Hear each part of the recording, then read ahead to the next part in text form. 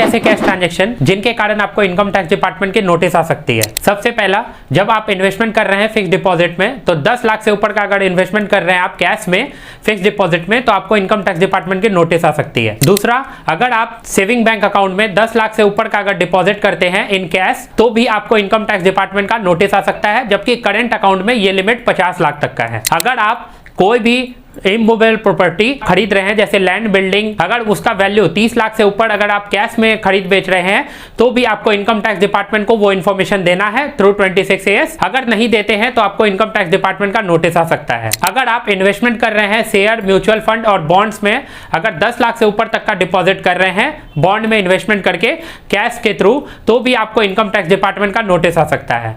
अगर आप credit card के बिल पेमेंट कर रहे हैं 1 लाख से ऊपर इन अ सिंगल ट्रांजेक्शन और 10 लाख से ऊपर इन अ फाइनेंशियल ईयर, तो भी आपको इनकम टैक्स डिपार्टमेंट का नोटिस आ सकता है।